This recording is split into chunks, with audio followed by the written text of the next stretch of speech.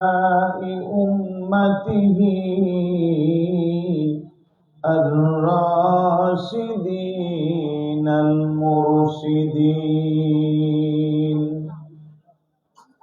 أما بعد، فقد قال الله تعالى في كلامه المجيد।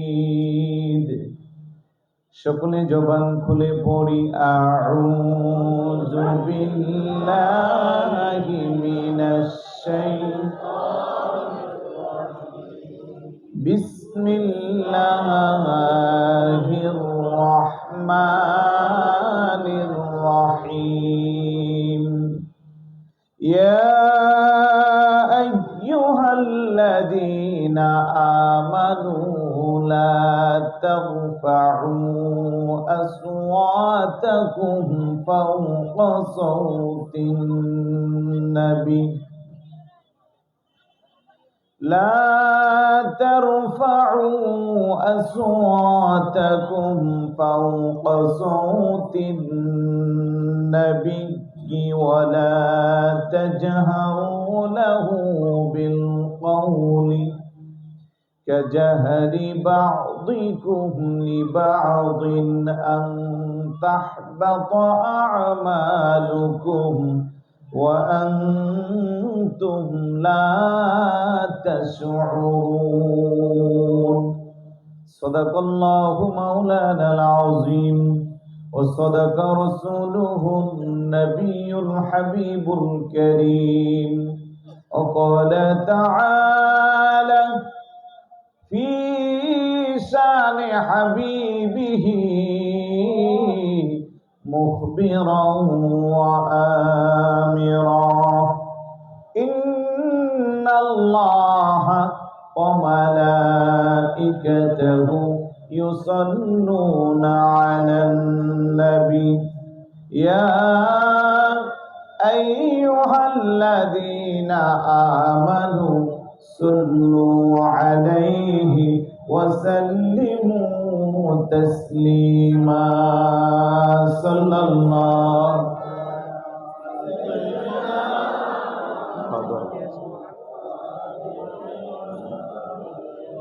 صلى الله على سيدنا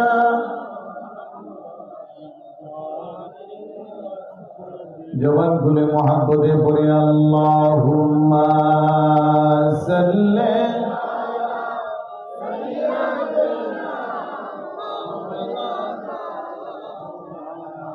ওয়া আলা আলি সাইয়্যিদিনা।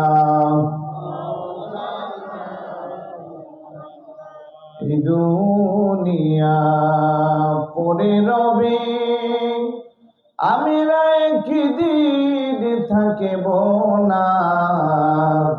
সবাই মোদের ভুলে যাবে, নবীজি আপনি ভুলবেন না। আল্লাহুম্মা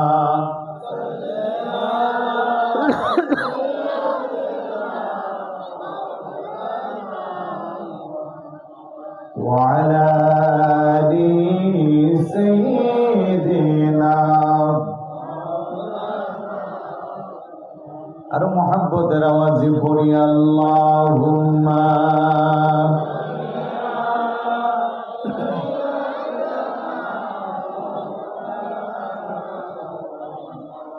ওয়া আলা আলি সাইয়্যিদিনা।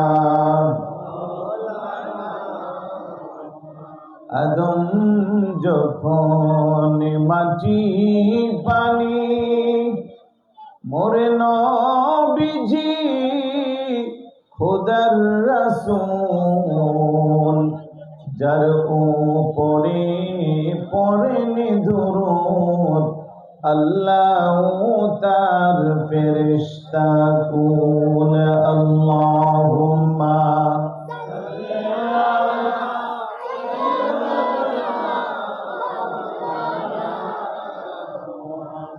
وعلى آل سيدنا بلغ العلا بكماله كشف الدجى بجماله حسنت جميع خصاله صلوا عليه حبيب خدا أشرف أنبياء يا عرش مجيد بود متقى بلغ العلا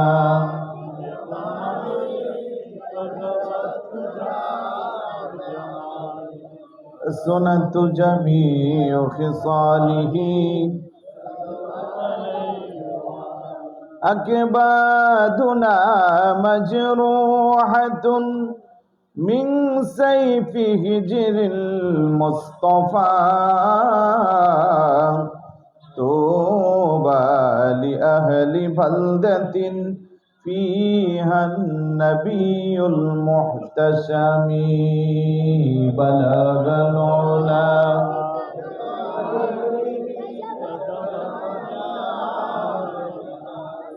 حسنت جميع خصاله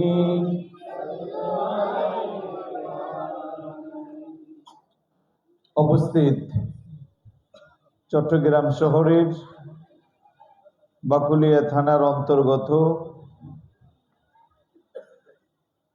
হাজী চাঁদগাজী রোড যুব সমাজ ঐক্য পরিষদের ব্যবস্থাপনায় আয়োজিত মধ্যম বাকুলিয়া কেন্দ্রীয় ঈদগাহ ময়দানে অবস্থিত পবিত্র ঈদ মিলাদুন নবী সাল্লাল্লাহু আলাইহি ওয়াসাল্লাম ও ফাতিহে ইয়াজদহম উদযাপন উপলক্ষে আজিমুশ শান নুরানি মিলাদ মাহফিল 2025 এর সম্মানিত সুযোগ্য সভাপতি, প্রধান অতিথি, বিশেষ অতিথিবৃন্দ, বিশেষ করে আমার পূর্বে যিনি দীর্ঘ সময় কোরআন সুন্নাহ থেকে অত্যন্ত গুরুত্বপূর্ণ মনোমুগ্ধকর আলোচনা করেছেন, আপনাদের সকলার সুপরিচিত তরুণ উদীয়মান ইসলামিক চিন্তাবিদ, আন্তর্জাতিক খ্যাতি সম্পন্ন কারি, নবযুগের আলোড়ন সৃষ্টিকারী বক্তা, আমার অত্যন্ত মহাব্বতের মাওলানা আলহাজ কারি তারেক আবেদিন কাদেরী মাদ্দাজিল্লাহুল আলী, খতিব হাজী চাঁদগাজী জামে মসজিদ, উপস্থিত আছেন অসংখ্য গণিত উলামায়ে কেরাম, অতিথিবৃন্দ, সামনে বসা নবী প্রেমিক, অলি প্রেমিক, মাহফিল প্রেমিক, কোরআন সুন্নাহ প্রেমিক, আশিক রাসূল ভাইরা, পর্দার অন্তরালের মা ও বোনেরা, যুবক আমার সাথী ভাইরা, ছোট ছোট কলিজার টুকরারা, সবার প্রতি আবারও আন্তরিক সালাম। আসসালামু আলাইকুম ওয়া রাহমাতুল্লাহি ওয়া বারাকাতুহু। সর্বপ্রথম মহান আল্লাহ সুবহানাহু ওয়া তাআলার দরবারে অসংখ্য গণিত শুকরিয়া, যে আল্লাহ দয়া করে, মায়া করে, মহব্বত করে এই পবিত্র রজনীতে আজকের এই আজিমুশ শান বেহেশতের বাগানে আসার, বসার, কিছু বলার, শ্রবণ করার তৌফিকটুকু দান করেছেন। সে আল্লাহর দরবারে শুকরিয়া আদায় করা দরকার আছে কি নাই? আসুন সকলে একবার অন্তরস্থল থেকে সবটুকুন আবেগকে উজাড় করে মহাব্বতের সাথে সমবেত কণ্ঠে রাতের এই নিস্তব্ধতাকে বন্ধ করার লক্ষ্যে সিংহের মতো গর্জন দিয়ে চিৎকার করে বলি আলহামদুলিল্লাহ। আরেকটু জোরে বলি আলহামদুলিল্লাহ। সাথে সাথে লক্ষ কোটি দরুদ ও সালাম জানাই আল্লাহরই সৃষ্টি জগতের যিনি প্রথম এবং প্রধান আকর্ষণ, সমস্ত নবী রাসূলদের মাথার মুকুট, শামসুল হিদায়াত, আফতাবে নবুয়ত, শাহিন শাহ রিসালাত, আপনার নবী, আমার নবী, तमाम विश्व जगतेर नबी इमामुल अंबिया अशरफुल अंबिया शमसुद्दुहा बदरुद्दुजा नूरुल हुदा नूरुन अला नूर सय्यदना शफीना हबीबना व मौलाना मुहम्मद सल्लल्लाहु ताआला अलैहि वसल्लमर कदमे दरूद ও সালাম যেন আল্লাহ কবুল আর মঞ্জুর করে বলুন আমিন। আর একটু জোরে বলি আমিন। প্রিয় এলাকাবাসী, আপনারা খুশি না বেজার?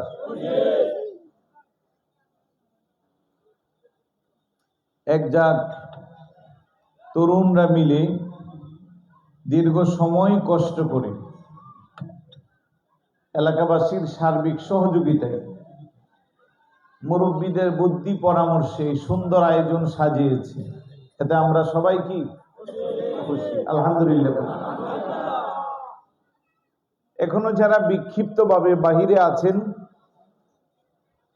আমি বলবো একান্তই যদি কোনো কাজ না থাকে হ্যান্ডেলের ভিতরে চলে আসেন।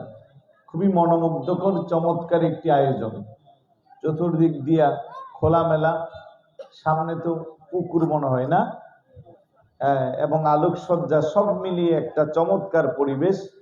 আল্লাহ পাক যেন যারা দুনিয়াবি কাজে বাহিরে ব্যস্ত আছে কিছু সময়ের জন্য তাদেরকে যেন আজকের মাহফিলে আসার তৌফিক দান করুন। আমরা যারা আসছি বসছি সবাই থাকবো তো শেষ পর্যন্ত ইনশাআল্লাহ। আমি কোরআনুল কারীমের 26 নম্বর পারা হিফজুল কোরআনের 14 নম্বর পৃষ্ঠা সূরা হুজুরাত এর 2 নম্বর আয়াতটুকু তেলাওয়াত করেছি। একটি বিষয়কে সামনে নিয়ে, বিষয়টি হলো নবী করিম সাল্লাল্লাহু আলাইহি সাল্লামের প্রতি সাহাবায়ে কেরামের আদব মহাব্বত কেমন ছিল, বর্তমান সময়ের প্রেক্ষাপট, এই বিষয়ে আলোচনা। অত্যন্ত গুরুত্বপূর্ণ একটি বিষয়, কথা বলেন ঠিক না? রাসূলুল্লাহকে সবচেয়ে বেশি যারা পেয়েছে, সামনাসামনি হুজুরের সাথে ওঠা বসা খাওয়া দাওয়া চলাফেরার সুযোগ পেয়েছে, তাদেরকে আমরা জানি কি হিসেবে? সাহাবী হিসেবে। বলেন না কি হিসেবে? আবার ওই সময়ে ছিল সামনাসামনি ওঠা বসা খাওয়া দাওয়া চলাফেরা করছে, সাহাবী হতে পারে নাই। কারণ সাহাবী হওয়ার জন্য শর্ত ঈমান আনার পরে যদি হুজুরকে মহাব্বতের নজরে দেখে তাহলেই সে সাহাবীর মর্যাদা পাবে। কথা বলেন ঠিক কি না? কত বেশি মর্যাদা! আল্লাহ বলে রাদিয়াল্লাহু আনহুম ওয়া রাদু আন, তাদের প্রতি আল্লাহ সুবহানাহু ওয়া তাআলা সন্তুষ্ট, তারাও আল্লাহর প্রতি সন্তুষ্ট। রাসূল পাকের হাদিস আছে, লা তামাসসুন নারু মুসলিমান রাআনি আও রাআ মান রাআনি, জাহান্নামের আগুন কখনো তাদেরকে স্পর্শ করবে না যারা পেয়ারা রাসূলকে স্বচক্ষে দেখেছে, এবং তাদেরকে যারা দেখেছে তাবি যারা, তাদের ব্যাপারেও ব্যাখ্যায় এসেছে। সুবহানাল্লাহ বলবেন না? তো ওই সাহাবারা হুজুরের প্রতি তাদের আদব আর মোহাব্বত কেমন ছিল, এই বিষয়গুলো বলার উদ্দেশ্য হলো তাদের জীবন আদর্শ থেকে শিক্ষা নিয়ে আমরা আমাদের বাস্তব জীবনে প্রয়োগ করা। সুবহানাল্লাহ বলবেন না? আপনি নামাজ পড়েন, রোজা রাখেন, হজ করেন, যাকাত দেন, সব কিছু আছে, কিন্তু রাসূলের আদবের ক্ষেত্রে একটু ত্রুটি আছে, মহব্বতের ক্ষেত্রে ত্রুটি আছে। আপনাকে ইমানদার বলার কোনো সুযোগ? আল্লাহ বলে ইন্নাল মুনাফিকিনা ইখাদিউনাল্লাহা ওয়া হুয়া খাদিউহুম ওয়া ইযা কামু ইলাস সালাতি কামু কুসালা ইরাউনান নাসা ওয়া লা ইয়াযকুরুনাল্লাহা ইল্লা কলিলা। বড় করে বলি সুবহানাল্লাহ। নিশ্চয় মুনাফিক যারা, ইখাদিউনাল্লাহ, তারা চায় আল্লাহকে ধোঁকা দেওয়ার জন্য আল্লাহ কোনাউহু আখাদিউহুম, সেই ধোঁকার মধ্যে তারা নিজেরাই পড়ে যায়। ওয়াইদা কামু ইলাস সালাতি কামু কুসালা, মুনাফিক যারা তারা নামাজ আদায় করবে কিন্তু তাদের এই নামাজটা আল্লাহর জন্য হবে না। ওয়ালা ইয়াজকুরুনাল্লাহ ইরাউনান নাস, মানুষকে দেখানোর জন্য তারা নামাজ পড়বে। ওয়ালা ইয়াজকুরুনাল্লাহ ইল্লা কলিলা, সেই নামাজে আল্লাহর জিকির বেশি থাকে না। বড় করে বলি নাউজুবিল্লাহ। তাহলে শুধু নামাজি দেখলে তার পিছনে দৌড়ানো যাবে? নামাজি দেখলে মাথায় টুপি, পরনে জুব্বা, কুর্তা, গালে দাড়ি, মুখে তাসবিহ, তার ইমানদার বলা যাবে না যতক্ষণ না তার মধ্যে নবীর আদব আর মুহাব্বত থাকবে। কথা বলেন ঠিক কিনা? তাহলে নামাজি মুনাফিক ঘোষণা কার? তারপরে আল্লাহ বলে ইন্নাল মুনাফিকিনা ফিদ দারকিল আসফালি মিনান নার, নিশ্চয় যারা মুনাফিক তাদের স্থান হবে জাহান্নামের সবচেয়ে নিকৃষ্ট স্থানে। তাহলে এখন নামাজির মধ্যে মুনাফিক আছে না নাই? রোজা রাখে মুনাফিক আছে না নাই? মুসলমানের লেবাস আছে, মুনাফিক আছে না নাই? এই জন্য আল্লাহ যেমন করে কোরআনে সূরা নাজিল করেছেন সূরাতুল মুমিনুন, যেমন করে সূরা নাজিল করেছেন সূরাতুল কাফিরুন, ঠিক একই ভাবে আল্লাহ কোরআনে সূরা নাজিল করেছে সূরাতুল মুনাফিকুন। মুনাফিক সেই যুগেও ছিল, এখনো কিয়ামত পর্যন্ত থাকবে।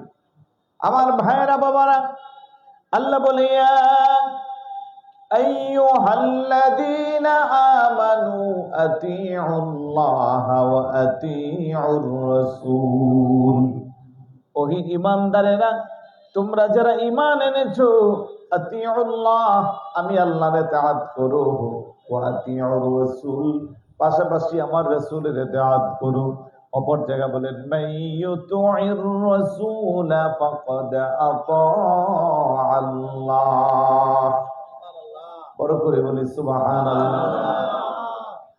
তোমাদের মধ্যে মাইয়ুতিউর রাসূল, তোমরা আমার রাসূলের ইতাআত করো, ফাকাদ আতাআল্লাহ, তাহলে প্রকৃতপক্ষে আমি আল্লাহর ইতাআত করা হয়ে যাবে। ওমান তাওয়াল্লা ফামা আরসালনাকা আলাইহিম হাফিজা, ইয়া রাসূলুল্লাহ, যারা আপনার ইতাআত করবে না, আপনার কথা শুনবে না, আমি তাদের জন্য আমি আপনাকে সংরক্ষণকারী হিসেবে দুনিয়াতে পাঠাই নাই। অর্থাৎ তাদের কোনো জিম্মাদারি দায়িত্ব আপনার কাছে নাই। কথা বল ঠিক কি না? এতটুকু বোঝা গেছে? শুরুতে একটু করে আপনাকে বুঝাইলাম যে নামাজ, রোজা, হজ, যাকাত, টুপি, দাড়ি, তাসবিহ, তাহলিল, জিকির, আজকার, আবা কাবা কোনো কাজে আসবে না যদি আপনার ঈমান ঠিক না থাকে। আর ঈমান ঠিক কিভাবে থাকবে? ঈমানের মূল হলো নবী মুহাম্মদুর রাসূল সাল্লাল্লাহু আলাইহি ওয়াসাল্লামের ভালোবাসা। চিৎকার করে বলি সুবহানাল্লাহ। আল্লাহ বলে আইয়ুহাল্লাযীনা আমানু লা তারফাউ আসওয়াতাকুম ফাওকা সাওতিন নবী ওয়া লা তাজহারু লাহু বিল কওলি কাজহরি বা'দিকুম লিবা'দিন আন তাহবাতা আ'মালুকুম ওয়া আনতুম লা তাশউরুন। সুবহানাল্লাহ। ঈমানদারদেরকে ডাক দিয়েছেন, ওহে ঈমানদারেরা, ইহুদি, খ্রিস্টান, বৌদ্ধ, নাসারা পৌত্তলিকতার বিশ্বাসী কাউকে ডাক দেন নাই। ঈমানদার যারা তাদেরকে ডাক দিয়েছেন। আমি জানতে চাই আজকের এই ঈদগার মাহফিলে আমরা যারা বসেছি, আমাদের ঈমান আছে না নাই? জোরে বলুন আছে না নাই? কোরআনুল কারীমে আমানু বলে আল্লাহ সুবহানাহু ওয়া তাআলা প্রায় 89 জায়গার মধ্যে ঈমানদারদেরকে ডাক দিয়েছে। যত জায়গায় ঈমানদারদেরকে ডাক দিয়েছে, তারপরে আল্লাহর পক্ষ থেকে আদেশ অথবা নিষেধ সূচক বাক্য ব্যবহার করা হয়েছে। সুবহানাল্লাহ। এই জায়গা বলে, ওহে ঈমানদারেরা, তোমরা যারা ঈমান এনেছো, লা তারফাউ আসওয়াতাকুম, তোমাদের কণ্ঠস্বর যেন উচ্চ না হয়, ফাওকা সাউতিন নবিয়্যি, নবীর কণ্ঠে সুরের উপরে। আল্লাহু আকবার বলবেন না? তোমরা যে কথা বলো, আওয়াজ করো, চিল্লা পাল্লা করো, একজন আরেকজনের সাথে ঝগড়া করো, তখন আমাদের কণ্ঠ বড় হয় কি হয় না? গভীর খেয়াল করেন, আল্লাহ কো লা তারফাউ আসওয়াতাকুম ফাওকা সাউতিন নবিয়্যি, তোমাদের আওয়াজ যেন আমার রাসূলের কণ্ঠের আওয়াজের চেয়ে বড় না হয়। যদি হয় কি হবে জানা দরকার আছে না নাই? আল্লাহ বলে লা তারফাউ আসওয়াতাকুম ফাওকা সাউতিন নবিয়্যি ওয়া লা তাজহারু লাহু বিল কওলি কাজহারি বা'দিকুম লিবা'দিন, একে অপরের সাথে কথা বলার সময় যেমন করে একজনের কণ্ঠের চেয়ে আরেকজনের কণ্ঠ বড় হয়ে যায়, আমার রাসূলের সাথে কথা বলার সময় যদি তোমাদের কণ্ঠের আওয়াজ আমার হাবিবুল্লাহর কণ্ঠের আওয়াজের চেয়ে বড় হয়ে যায়, তাহলে শোনো, তাহবাতা আমালুকুম, তোমার সমস্ত আমলগুলো বরবাদ হয়ে যাবে। বড় করে বলি সুবহানাল্লাহ। কি মহান শান! আল্লাহ ইবাদত বন্দেগী করি সব আপনার জন্য। নামাজ পড়ি কার জন্য? রোজা রাখি কার জন্য? সামর্থ্য থাকলে হজ যাকাত দেই কার জন্য? তো সব কিছু করতেছি আল্লাহ আপনার জন্য।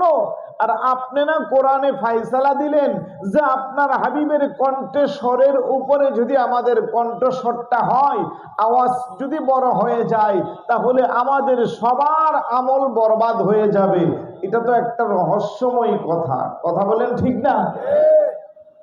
নামাজ পড়ি আপনার জন্য, রোজা রাখি আপনার জন্য, আর আপনার হাবিবের কণ্ঠস্বরের উপরে কণ্ঠস্বর হলে সব আমল বরবাদ হবে। ওয়া আনতুম লা তাশউরুন, তোমরা তা অনুধাবনও করতে পারবে না। ব্যাপারটা কি? আল্লাহ বলে তোমার নামাজ, তোমার রোজা, তোমার হজ, তোমার যাকাত, তোমার ঈমান, তোমার কোরআন, তোমার ইসলাম, তুমি পৃথিবীতে যা কিছু পেয়েছো সব কিছু পেয়েছে তো আমার হাবিবের উসিলা। কথা বলেন ঠিক না? সুতরাং আমার হাবিবকে মহাব্বত করবা, তুমি ঈমানদার হইবা। আমার হাবিবের প্রতি তোমার আদব রাখবা, তুমি ঈমানদার হইবা। আর আমার হাবিবকে তুমি সম্মান করবা, তাজিম করবা, তোমার ঈমান ঠিক থাকবে।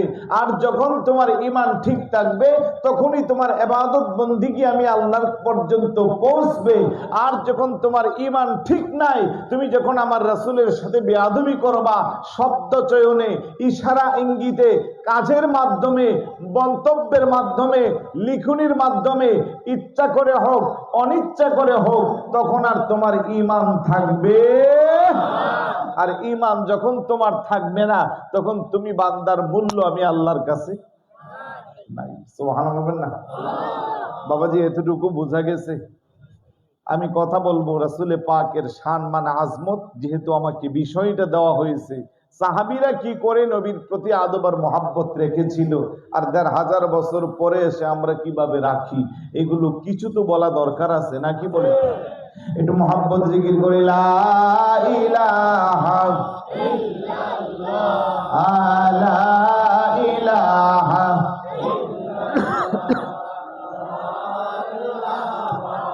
ইল্লাল্লাহ, লা ইলাহা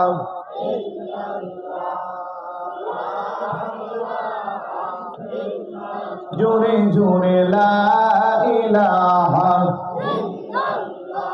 আরো জোরে লা ইলাহা, মোহাব্বত লা ইলাহা,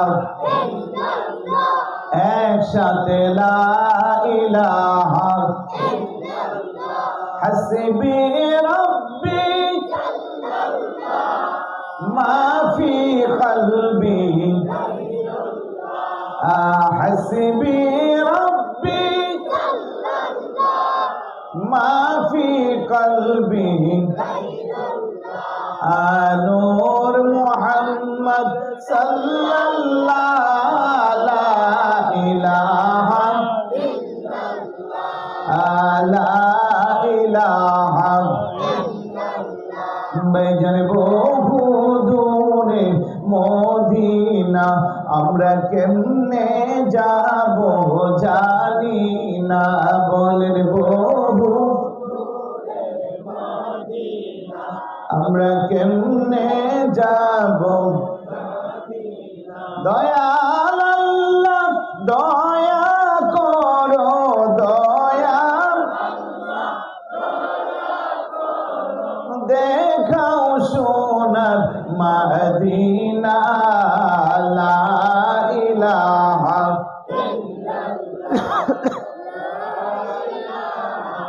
ইল্লাল্লাহ, লা ইলাহা ভাইজান আমিরার মনের বাসনা বুঝাইলে কেউ বুঝে না, বলেন আমিরার মনের বুঝাইলে কেউ বুঝে, শোনাইলে কেউ শুনে না, দয়াল শোনাইলে আই হাই শুনেন শাহে মদিনা, লা ইলাহা লা ইলাহা লা ইলাহা। ভাইজান কত সুন্দর মদিনা, যার নাই কোনো তুলনা, সুবহান বলবেন না? মদিনার সাথে কারো তুলনা আসেনি? আওয়াজ দিয়ে বলো না আছে? নাই। পৃথিবীর সবচেয়ে নামি দামি জায়গার নাম কি? ওই মদিনা যাইতে মন চায় কার কার একটু হাত ওঠান। আল্লাহু আকবার।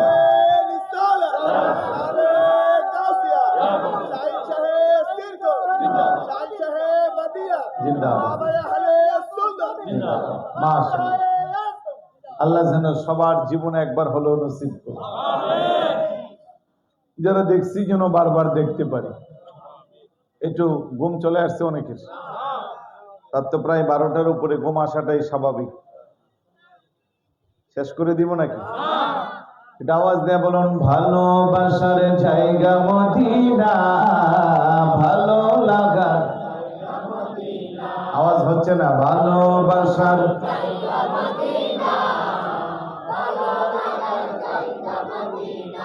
পিছনে অনেকের জবান বন্ধ, তার মানে আপনাদের ভালোবাসার জায়গা আরেকটা আছে, আছে নাকি? অনেকের আছে কক্সবাজার সমুদ্র সৈকত, খাগড়াছড়ির সাজেক, বান্দরবনে, আছে না? না, এগুলা সাময়িক ভালোবাসা। অরিজিনাল ইমানদারের ভালোবাসার জায়গা একটা, তার নাম কি? জোরে বলুন কি নাম? বলে বলুন, ভালোবাসার জায়গা মদিনা, ভালো লাগা বলেন, ভালোবাসার জায়গা মদিনা, এত সুন্দর জায়গা কোথাও দেখি না, এত সুন্দর জায়গা কোথাও দেখি না, সাজিয়েছেন দয়াল রাব্বানা ভালোবাসার জায়গা মদিনা, বলেন ভালোবাসার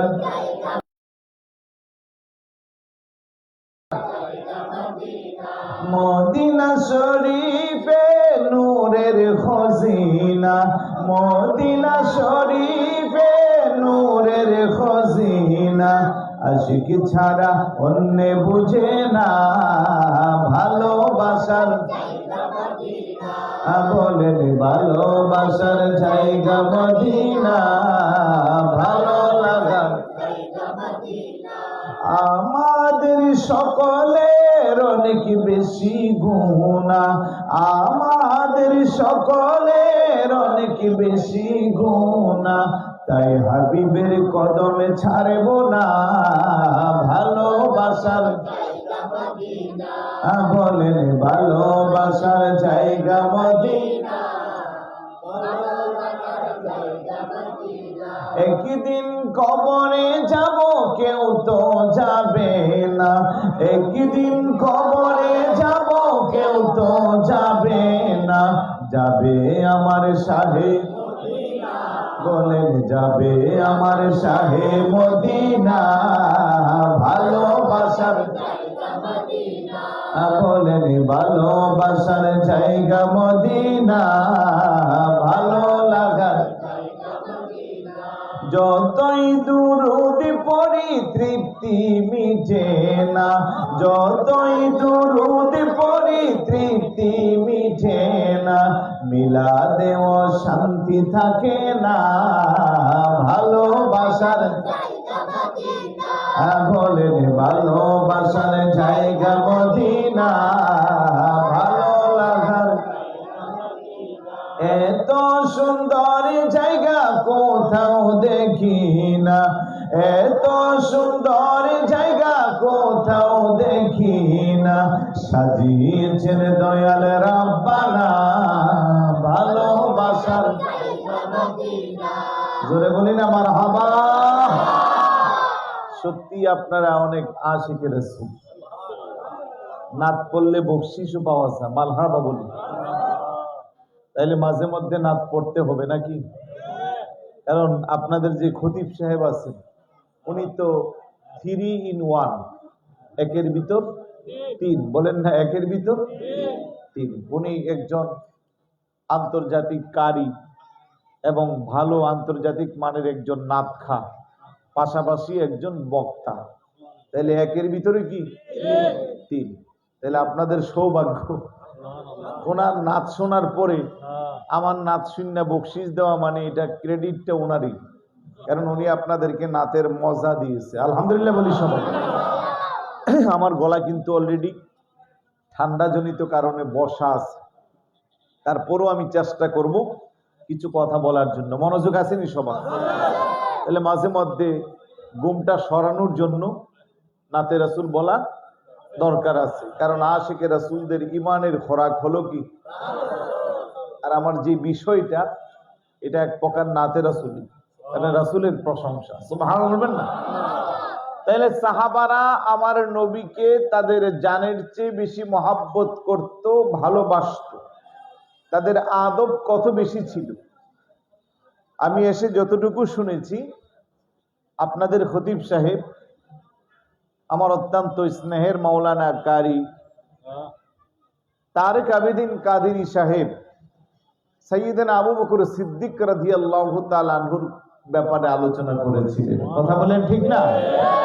আমি ওইদিকে যাচ্ছি না, শুধু বোঝাইবার চাচ্ছি হিজরতের নবীর সঙ্গী ছিলেন হযরতে আবু বকর সিদ্দিক রাদিয়াল্লাহু তাআলা।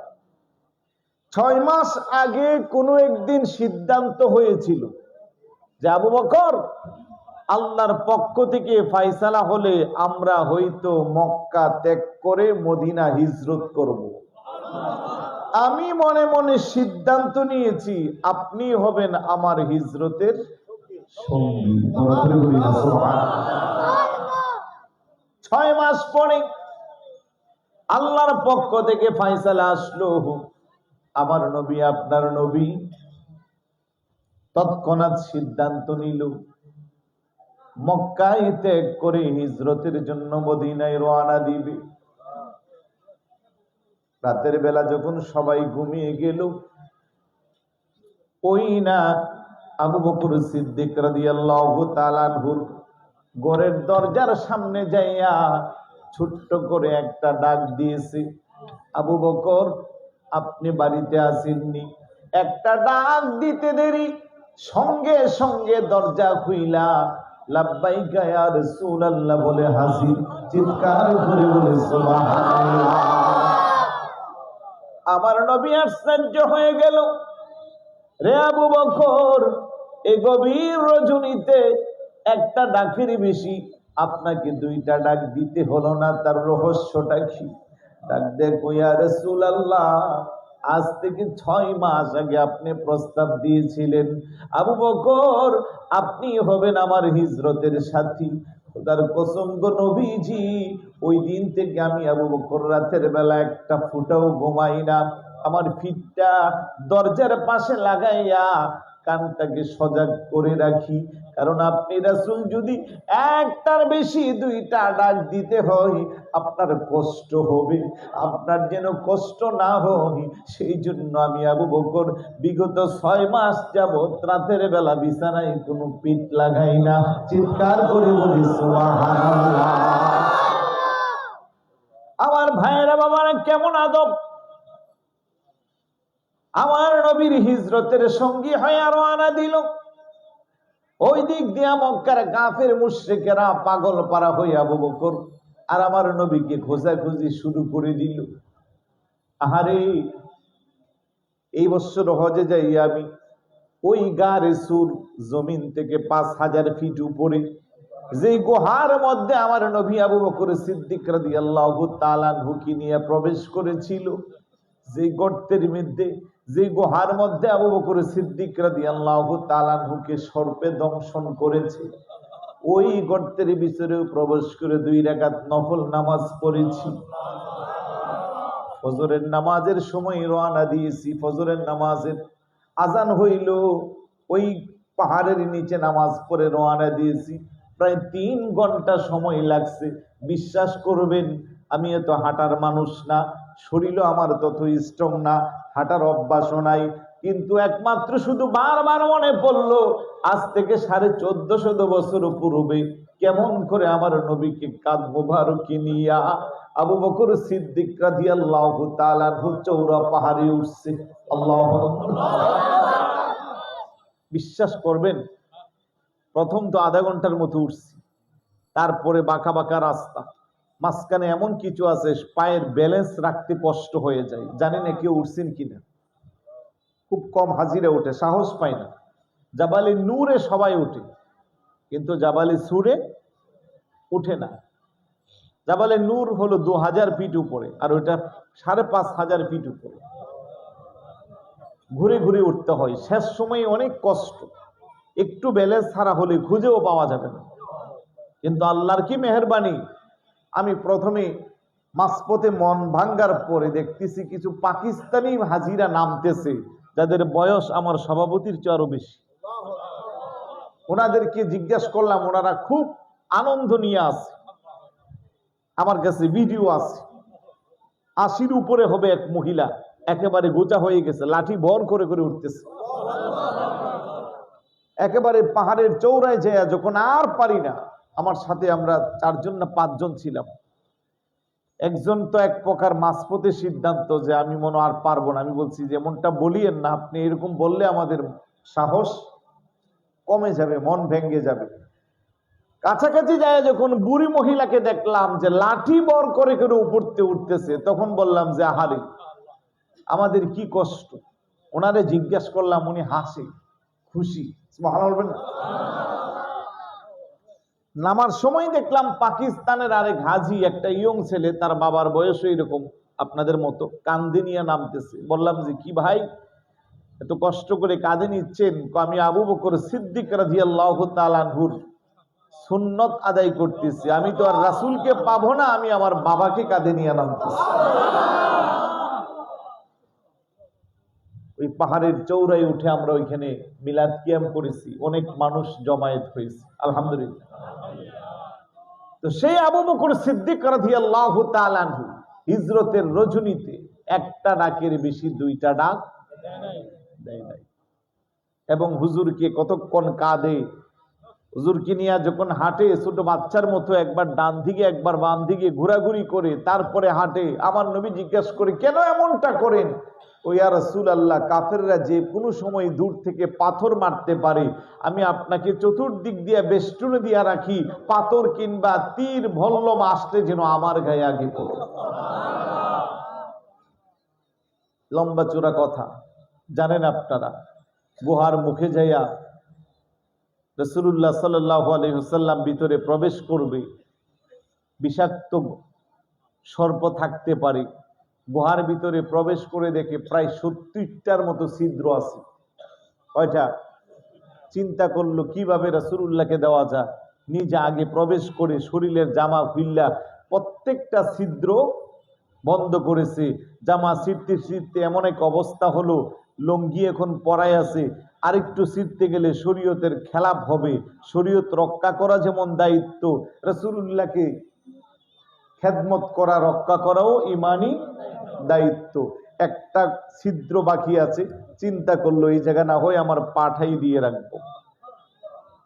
পাটাকে দিয়া রাসূলুল্লাহকে রান মোবারকের কোলের মধ্যে নিয়ে গুহার ভিতরে ঘুম পাড়াইয়া দিল। ওই দিক দিয়া বিষাক্ত সর্প একের পর এক পায়ে দংশন করতেছে। সর্পরও দোষ নাই, সেও 700 বছর যাবৎ অপেক্ষা করতেছে যে এই গুহার মধ্যে আখিরি জামানার নবী, সমস্ত নবীদের নবী ইমামুল আম্বিয়া এসে বিশ্রাম নিবে, আর সে নয়ন ভরে আমার রাসূলুল্লাহকে দেখবে। আল্লাহু আকবার।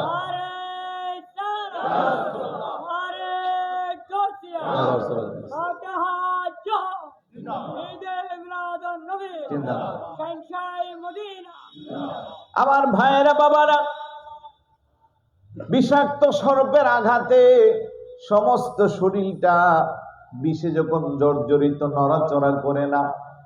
কারণ আবু বকর সিদ্দিক রাদিয়াল্লাহু তাআলা আনহুর কুল মুবারকের মধ্যে এখন রহমাতুল লিল আলামিন নবী আরাম করতেছে। ব্যথা সহ্য করতে পারে না, চোখ দিয়া পানি বেয়ে বেয়ে 2-1 ফোঁটা পানি যখন আমার হুজুরের শরীর মোবারকে পড়ল, আমার নবী চক্ষু খুলে তাকাইয়া দেখি আবু বকর সিদ্দিক রাদিয়াল্লাহু তাআলা আনহুর চেহারাটা কেমন যেন নীল বর্ণের হয়ে যাচ্ছে। দেখো, কেন আপনার চোখ দিয়া পানি পড়ি, কি সমস্যা? ইয়া রাসূলুল্লাহ, আমাকে একটা সম্ভবত বিষাক্ত সর্প দংশন করছে, কেন আমারে ডাক দিলেন না? আপনি খুব টায়ার্ড, আপনি আরাম করতেছেন, আপনার আরামে ব্যাঘাত করব আমি আবু বকর, এটা কোনোদিন হতে পারে না। ব্যথায় যদিও আমি সহ্য করতে পারি না, আমার ব্যথার চেয়ে আমার নবীর আরামটার দাম আমার কাছে বেশি। আমার নবী আস্তে করে একটু থুতু মুবারক লাগাইয়া দিল, সঙ্গে সঙ্গে আবু বকর সিদ্দিক রাদিয়াল্লাহু তাআলা আনহুর বিষাক্ত সমস্ত বিষ বেদনা দূর হয়ে সুস্থ হয়ে গেল। নবীর শ্রেষ্ঠ সাহাবী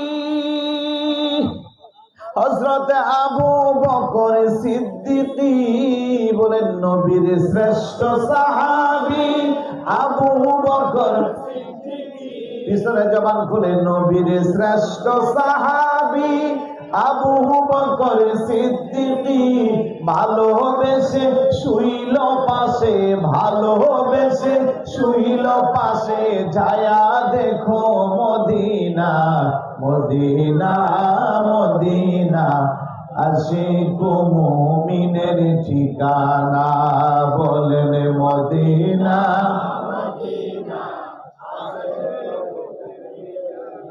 दीदार चे कादो तू मेरा दीदार चे हो ना नबीर देवाना मदीना मदीना आशिक बोलेन मदीना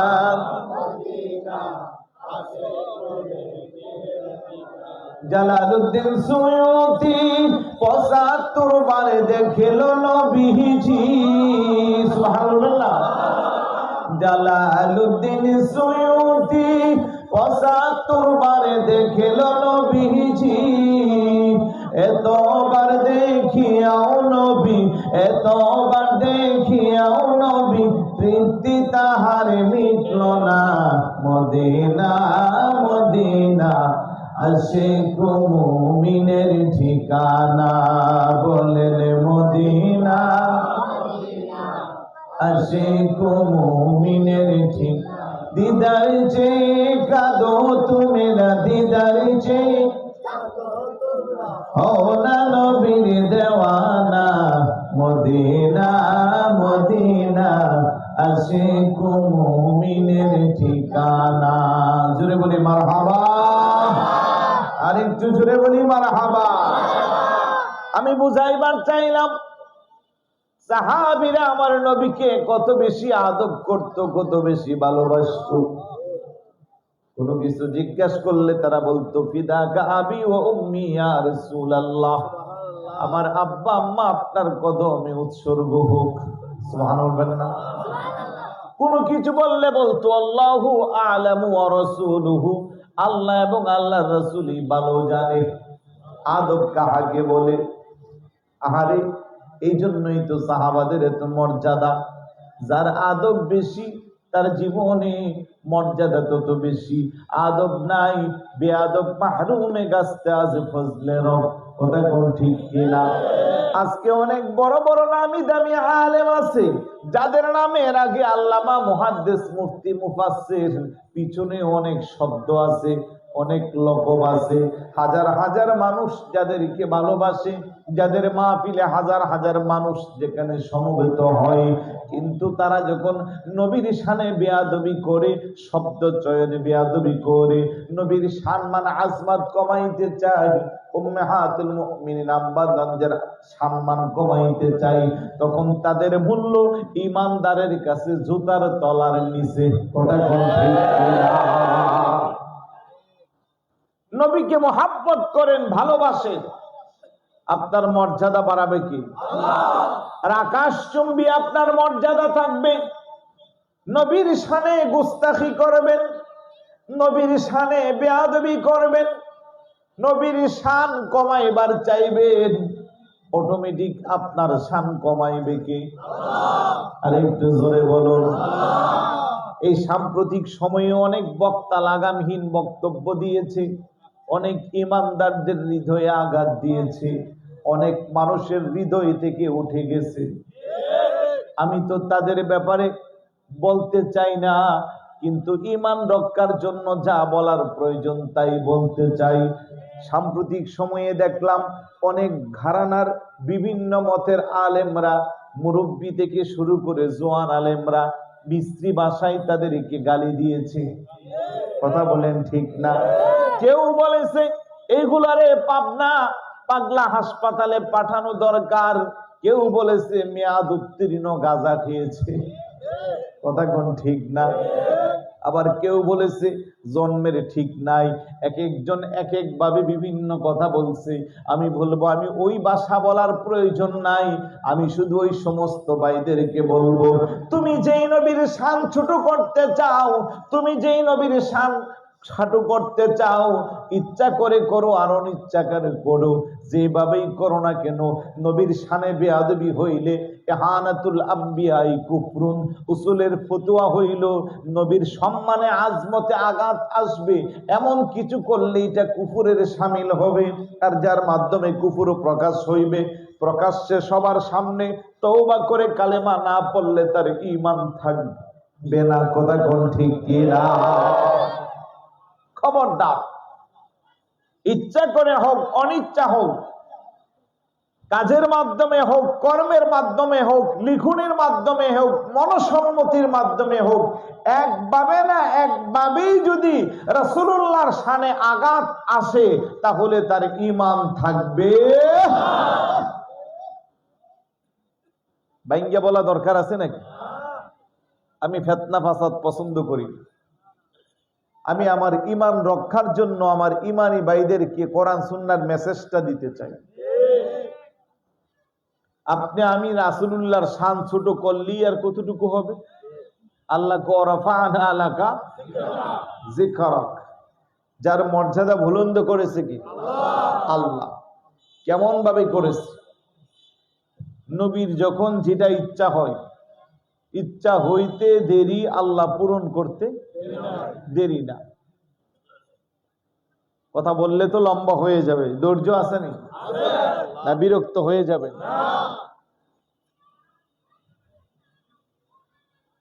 কোরআন থেকেই দলিল দিই, আবার বাজে মন্তব্য করবে অনেকে।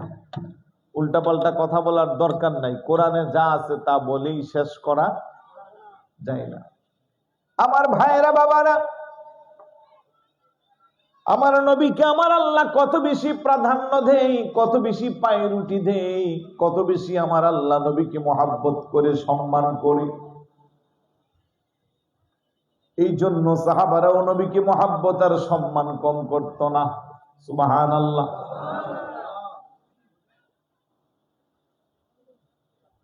তার আগে আপনাদেরকে একটু বুঝাই, উমরা হজ যারা করেছেন হজ বা উমরা যারা করেছেন, মদিনা শরীফে আপনাদেরকে জিয়ারা নিয়ে যা। একটা মসজিদ আছে, মসজিদে জুল কেবলাতাইন, দুই কেবলাওয়ালা আছে না? সচরাচর আপনাদের মসজিদের কেবলা কয়টা? বাবার একটু আওয়াজ দেন, কয়টা? সারা বাংলাদেশের যত মসজিদ আছে সব মসজিদের কেবলা কয়টা? ঠিক আছে, এই পাগলা কয়েকটা আমার এখানে আছে ছোট ছোট, ওই আরেকটা আছে ছোট হুজুর। এই তোমার নাম কি? দাঁত নাই যে, তোমার নাম কি? মোহাম্মদ। আল্লাহ তোমার কুতুব বানাই দেব। কি পড়ো? হেফজোখানায় মাদ্রাসায় পড়ো? কোন মাদ্রাসায়, কোন ক্লাসে? ভয় পাচ্ছি, আমি মহব্বত করে জিজ্ঞেস করছি। যখন নাতে রাসূল পড়ি, তার এক্সপ্রেশন, তার মনের যে আবেগ, আলহামদুলিল্লাহ বলবেন না? আল্লাহ প্রত্যেকটাকে আশিকে রাসূল হিসেবে কবুল করুন। আপনাদের আগে ওরা কিন্তু জবাব দেয়, খেয়াল করছেন? জজবা আছে, এগুলো আমাদের ভবিষ্যৎ। ঘুম আসছে নাকি তোমাদের? তোমাদের আসছে না, অনেক মুরব্বীরা ঘুমাচ্ছে। তার মানে আজকের মাহফিলে তোমরাই আমাদের সবচেয়ে বড় মুরব্বী। ঠিক আছে, ঘুম যেন না আসে। আচ্ছা, সব মসজিদের কেবলা কয়টা? পৃথিবীর সমস্ত মসজিদের কেবলা কয়টা? কিন্তু একটা মসজিদের কেবলা, মসজিদের নাম ওই মসজিদে জুল কেবলাতাইন। জু মানি ওয়ালা, কেবলাতাইন মানি দুই কেবলাওয়ালা। সুবহানাল্লাহ বলবেন না? জানা দরকার আছে নি রহস্যটা? তাইলে দেখেন আমার নবীর শান কেমনে বাইরে হয়। আমার ভাইয়েরা, বাবারা, পৃথিবীর সমস্ত মসজিদের কেবলা একটা, একটা মসজিদের কেবলা হইল দুইটা। তার রহস্য কি? তার রহস্য হলো, বর্তমানে আমাদের কেবলা হলো একটা। আমাদের কেবলা কোন দিকে? আরেকটু জোরে বলুন। পশ্চিম দিকে। নাম্বার পেয়েছেন 100-তে 100। তবে আরেকটা সুন্দর জবাব দিলে 200 নাম্বার পাওয়ারও সুযোগ আছে। একটু ভাইবা চিন্তা জবাব দেন, মুসলমানদের কেবলা কোন দিকে? 200 নাম্বার নেওয়ার কেউ নাই? এই তো আইসে গেছে। পশ্চিম দিকে যেটা, এটা তো 100% ঠিক, কিন্তু আরেকটু সুন্দর জবাব হলো মুসলমানদের কেবলা কাবার দিকে। সুবহানাল্লাহ না? 16 কিংবা 17 মাসের জন্য মুসলমানদের কেবলা ছিল বাইতুল মুকাদ্দাস, ফিলিস্তিনে মসজিদে আকসার দিকে। এই জন্য মুসলমানদের আঘাত, ফিলিস্তিনে আঘাত আসতেছে। আজকে 70,000-এর মতো আমার মুসলমান ভাই, ছোট ছোট বাচ্চা, মা বোনদেরকে পাষাণ্ড ইসরায়েল শহীদ করেছে, যা আমাদের হৃদয়ে আঘাত লাগে। কথা কোন ঠিক কিনা? কারণ এই ফিলিস্তিনের মধ্যে হাজার হাজার আল্লাহর পয়গম্বররা শুয়ে আছে। পয়গম্বরদের স্মৃতি বিজড়িত মসজিদে আকসা, বাইতুল মুকাদ্দাস ফিলিস্তিনের মধ্যে। কথা কোন ঠিক কিনা? 16 কিংবা 17 মাসের জন্য মুসলমানদের কেবলা হয়েছিল বাইতুল মুকাদ্দাস। হিজরতের 17 মাস পরে সোমবার দিন ওই মসজিদে জুল কেবলাতাইন মসজিদে আমার নবী জোহরের নামাজ পড়তেছে। সুবহানাল্লাহ বলবেন না? আমার নবীর ইমামতিতে সাহাবারা যখন জোহরের নামাজ পড়ে, জোহরের নামাজ কয় রাকাত? ফরজ নামাজ কয় রাকাত? 2 রাকাত নামাজ বাইতুল মুকাদ্দাসের দিকে কেবলা বানাইয়া নবী পড়ল। বাকি 2 রাকাতের সময় দাঁড়াইয়া আমার নবীর মনটা চাচ্ছে বাইতুল মুকাদ্দাস কেবলা না হইয়া বাইতুল্লাহ যদি কেবলা হইতো, আমার মনে শান্তি একটু বেশি লাগতো। বলে সুবহানাল্লাহ। কারণ বাইতুল্লাহ হলো আমার জন্মভূমি, বাইতুল্লাহর পাশেই হলো আমার জন্মস্থান। ছোটকালে আমি বড় হয়েছি বাইতুল্লাহর দিকে। আল্লাহ বিশেষ কারণে হয়তো আমার কেবলা বাইতুল্লাহর পরিবর্তে বাইতুল মুকাদ্দাস বানাইছে, কিন্তু এখন আমার মন চাচ্ছে আমার কেবলা যেন বাইতুল্লাহ হই। এখন বলেন দেখি, নামাজের ভিতরে আমার নবীর মনের ধ্যান ধারণা খেয়াল নবীর সাহাবী যারা পিছনে আছে তারা জানে কি? জোরে বলুন জানে। কিন্তু জানে কি? জোরে বলুন কি?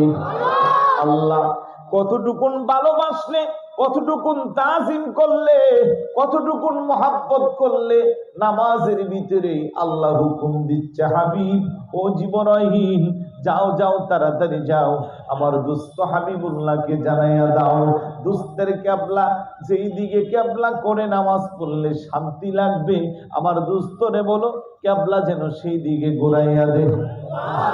বলে বলে সুবহানাল্লাহ। قد نرى تقلب وجهك في السماء فلنولينك قبلة ترضاها। বলে সুবহানাল্লাহ।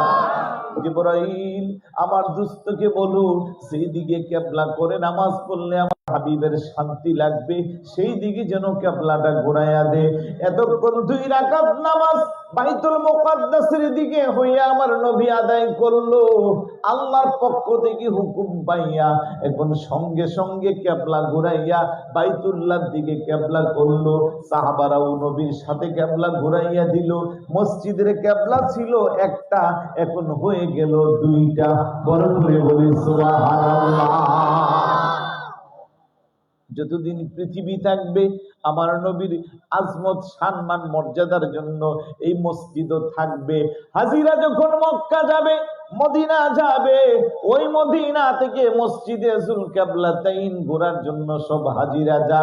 এখনো দেখবেন একেবারে বিপরীত পাশে, এই যদি হয় কিবলা বাইতুল্লাহর দিকে আর বাইতুল মুকাদ্দাসের কিবলা বরাবর উপরের দিকে, দোতলার মধ্যে নকশা করে স্মৃতি হিসেবে রেখে দিয়েছে।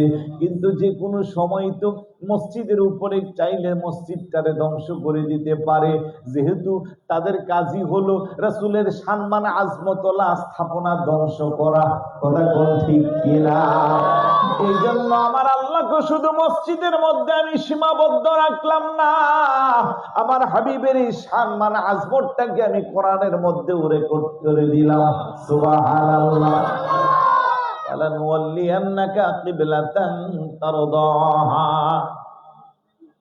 এই জন্য আমাদের শায়েররা কি চমৎকার বলে, তোমার ইচ্ছা প্রাধান্য পাই সবারই উপর, বাস্তব প্রমাণ কেবলা মুদের মক্কার কাবা ঘর। বাইতুল মুকাদ্দাস ছিল কেবলা সবারই, কাবা কেবলা হইল শুধু ইচ্ছা তোমারই। আমরা তোমার ভিখারি সবাই, ওগো নবী প্যারা নবী তোমারি দরবার, যেতাই গেলে একবার যেতে চাই মনে বারে বার। দো জাহানে চলে ওগো, ঘুম চলে আসছে, দো জাহানে চলে ওগো তোমার জমিদারি। আল্লাহ সব কিছুর মালিক, তুমি বন্টনকারী। আমরা তোমার ভিখারি সবাই, তোমার ক্ষমতা চলে আসমানে শুধু জমিনে নয়। তোমার ইশারা চন্দ্র আবার দ্বিখণ্ডিত হয়। তোমার মুজিজার কথা কি শেষ করিতে পারি? খেজুর গাছের ডাল হয়ে যায় দাঁড়ালো তরে বাড়ি। আমরা তোমার ভিখারি সবাই, ওগো নবী প্যারা নবী তোমার দরবার, যেতাই গেলে একবার যেতে চাই মনে বারে বার। দো জাহানে চলে ওগো তোমার জমিদারি। আল্লাহ সব কিছুর মালিক, তুমি বন্টনকারী। আমরা তোমার ভিখারি সবাই। জোরে বলি মারহাবা, আরেকটু জোরে বলি মারহাবা। আমার ভাইরা বাবারা, যেই নামাজে দাঁড়াইলে ইমাম মুসল্লির খবর রাখে না, মুসল্লি ইমামের অন্তরের খবর জানে না।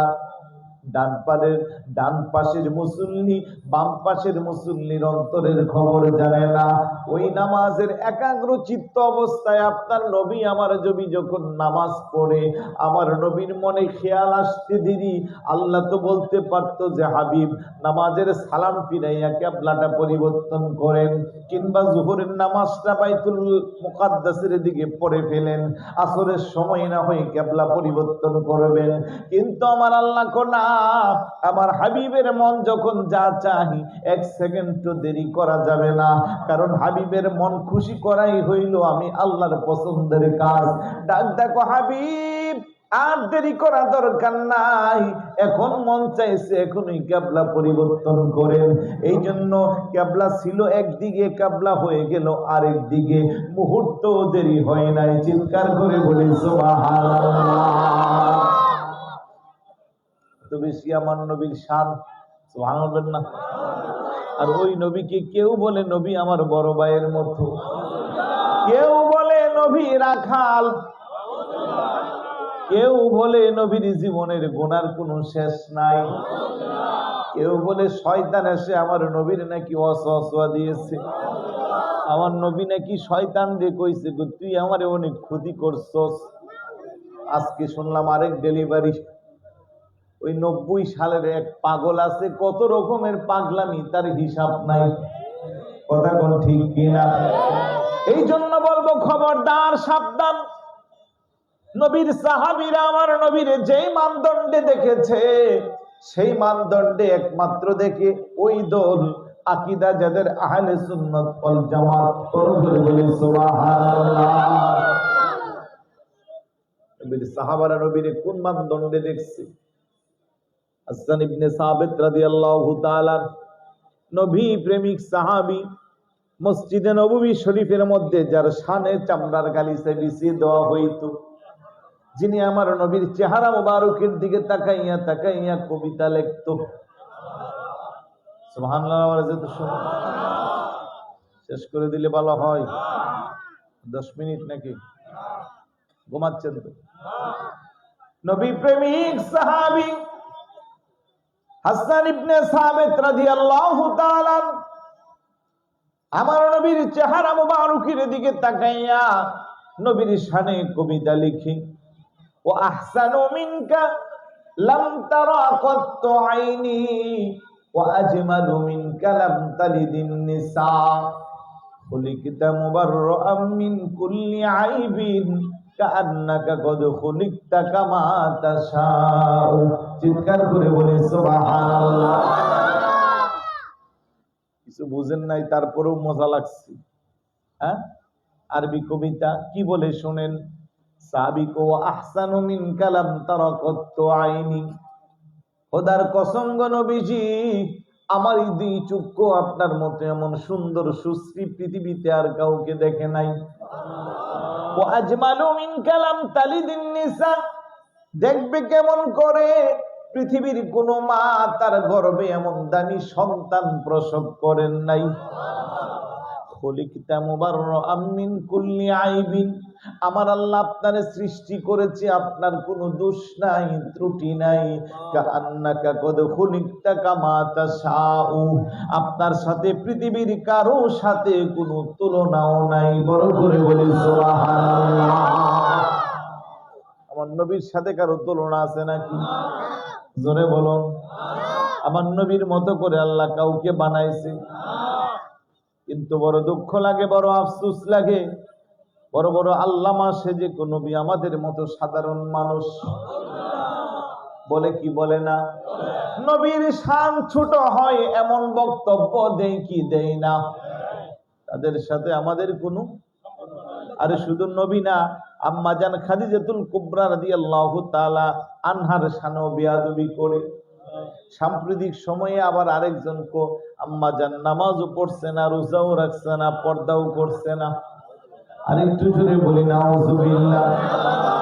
এই সমস্ত বেয়াদব যারা, তাদের কথা শোনা যাবে? জোরে বলুন। আমরা মদিনার আশিক, মদিনার পাগল, আমরা যখনই সময় পাই মদিনাওয়ালার গুণগান গাই। কথা কোন ঠিক নেই? শাদি মিটে না রওজা দেখে, রওজা দেখে, রওজা দেখে। বলেন শাদি মিটে না কি উপমা দিব আমি আমার মুখে, শাদি মিটে না রওজা দেখে, রওজা দেখে, রওজা দেখে। নামাজ আল্লাহর সালাম নেই না আল্লাহ পাকে, ওয়াজিবে হলো সালাম দিবে নবীজিকে। সুবহানাল্লাহ। কেমন নবীর উম্মত আল্লাহ আপনারে আমারে বানাইছে? নামাজ পড়ি কার জন্য? আরেকটু জোরে বলুন। নামাজ পড়ি আল্লাহর জন্য। ওই নামাজে নবীকে সালাম না দিলে তো নামাজ হয় না। নামাজের ভিতরে কাউকে সালাম দেওয়া যায় না, নবীকে সালাম না দিলে নামাজ তবাই হয় না। কথা কোন ঠিক কিনা? নবীকে সালাম না দিলে নামাজ তবাই হয় না। এই কথাটাই এখানে আবার বলতেছে, নামাজেতে সালাম নেই না আল্লাহ পাকে, ওয়াজিবে হলো সালাম দিবে নবীজিকে। ওই নবীকে ভালোবাসলে থাকিবি সুখে, ওই নবীকে ভালোবাসলে থাকিবি সুখে। শাদি মিটে না, সবাই বলেন শাদি মিটে না রওজা দেখে, রওজা দেখে। কি উপমা দিব আমি আমার মুখে, শাদি মিটে না রওজা দেখে, রওজা দেখে। রওজা শরীফ যে গিয়েছে একটা বার, যাইতে চাইবে সে বারে বার। কথা কোন ঠিক না? রওজা দেখে কি আমাদের মন ভরে? আরেকটু জোরে বলুন, ভরে? রওজা শরীফ যে গিয়েছে একটি বার, যাইতে চাইবে সে বারে বার। শাফাত করবে, দিদার দিবে নবী পাকে, শাফাত করবে, দিদার দিবে নবী পাকে। শাদি মিটে না রওজা দেখে, শাদি মিটে না রওজা দেখে, রওজা দেখে। আশিকেরা মুমিনেরা অল্প কথাই বুঝে ফেলে, মুনাফিকদের নবীর দিদার নাই কপালে। কথা কোন ঠিক কিনা? এই জন্য আশিক যারা নবীর শান শুনলে তাদের কলিজা ঠান্ডা হয়, হৃদয়টা শীতল হয়। কথা কোন ঠিক কিনা? যতই শুনে আরো তত বেশি শুনতে মনে চায়। আর মুনাফিক যারা, তারা অনেক কিছু বলতে পারে কিন্তু নবীর শান তারা খুঁজে পায় না। কথা কোন ঠিক কিনা? আমরা যারা আহলে সুন্নাত ওয়াল জামাতের আকীদা বিশ্বাস করি, আমরা মাইক পাইলে আমাদের নবীর শান বলতে আমাদের ভালো লাগে।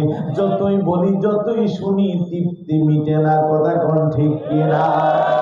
আশিকেরা মুমিনেরা অল্প কথাই বুঝে ফেলে, মুনাফিকদের নবীর দিদার নাই কপালে। কথা কোন ঠিক কিনা? আশিকে পাবে নবীজিকে সুখে দুঃখে, আশিকে পাবে নবীজিকে সুখে দুঃখে। শাদি মিটে না রওজা দেখে, শাদি মিটে না রওজা দেখে, রওজা দেখে। কি উপমা দিব আমি আমার মুখে, শাদি মিটে না রওজা দেখে, রওজা দেখে, রওজা দেখে। জোরে বলি মারহাবা। আমার ভাইয়েরা, বাবারা, কেমন করে আমার সাহাবারা নবীকে ভালোবাসতো, নবীর জন্য তারা নিজের জীবন কিভাবে ত্যাগ করত, জানা দরকার আছে না নাই? আর একটু জোরে বলুন, আছে না নাই? আশারে মুবাশশারার অন্যতম সদস্য হযরতে সাদ বিন আবি ওয়াক্কাস রাদিয়াল্লাহু তাআলা, যার মাজার শরীফ সুদূর চীনের মধ্যে অবস্থিত। আমি গত 15 দিন আগে, অর্থাৎ এই জুমার আগের জুমার নামাজ আদায় করেছি ওনার মাজারের পাশের মসজিদে। ওই নবীর সাহাবীর জীবনীতে দেখা যায় 17 বছর বয়সের যুবক ইসলাম ধর্ম গ্রহণ করেছে। বদর, উহুদ, খাইবার সহ বড় বড় যুদ্ধের মধ্যে সেনাপতির ভূমিকা পালন করেছে। যুদ্ধের তীরন্দাজের বীরত্বতা দেখে ছোট্ট সাহাবীর প্রতি আমার নবী খুশি হইয়া ওনার কৌশল দেখে যুদ্ধের ময়দানে মুস্কি মুস্কি হাসতো। জোরে বলি সুবহানাল্লাহ। নবীকে ভালোবাসার দৃষ্টান্ত বলতেছি, কিন্তু ওনার আম্মাজান তখনও ইসলাম ধর্ম গ্রহণ করেন নাই। 17 বছরের সাদ বিন আবি ওয়াক্কাস রাদিয়াল্লাহু তাআলা নবীর প্রেমে খাবুডুবু খায়, নবী ছাড়া কিছুই বুঝে না। মা বলে যে কোনোভাবেই ইসলাম ধর্ম তুমি থাকতে পারবা না। আর সন্তান সাদ বলে আমার জীবন যাবে, আমি ঈমান ছাড়বো না। জোরে বলে সুবহানাল্লাহ। মা চিন্তা করলো, যেই পেটেনে বুকে ধরলাম, পিঠে নিলাম, কোলে করে মানুষ করলাম, ওই সন্তান তো অন্তত মার কষ্ট দেখলে সব ত্যাগ করবে। আরেকদিন সকাল থেকে অনশন করছে, বলছে বাবা সাদ, যতক্ষণ না তুমি তোমার রাসূলের মহাব্বত থেকে দূরে সরে না আসবা, ততক্ষণ আমি কিন্তু এক ফোঁটা কোনো খাবার খাইব না।